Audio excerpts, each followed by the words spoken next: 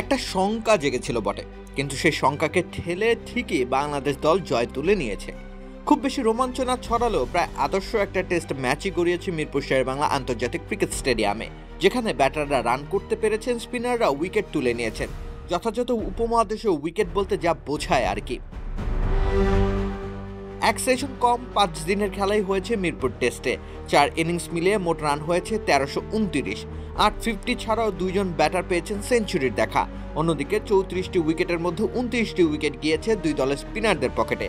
অতএব লড়াইটা মোটেও হয়নি এক পেশে। পঞ্চম দিনেও আইরিশরা দৃঢ় মানসিকতার বহিঃপ্রকাশ ঘটাতে চেয়েছেন। বাংলাদেশের স্পিনারদের বিপরীতে ঢাল বনে যান কার্টিস ক্যাম্পার।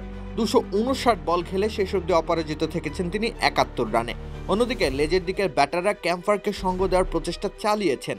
সপ্তম ও নবম উইকেট জুটির স্থায়িত্বকাল ছিল যথাক্রমে 105 ও 191 বল। অতএব মিরপুর টেস্টের পঞ্চম দিনেও ব্যাটারদের জন্য একেবারেই দুর্বিষহ কোনো পরিস্থিতির সৃষ্টি হয়নি মিরপুরের উইকেটে। এটাই বরং আশা জাগানিয়া। হাসান মুরাদ ও তাইজুল ইসলামের 4টি করে উইকেট শিকারে 217 রানের বড়সড় জয় তুলে নিয়েছে বাংলাদেশ। 2-0 ব্যবধানে সিরিজ জিতে আইরিশদের হোয়াইট ওয়াশ করেছে নাজমুল হোসেন শান্তর দল। রাকিব হোসেন রুম্মান, খেলা 71।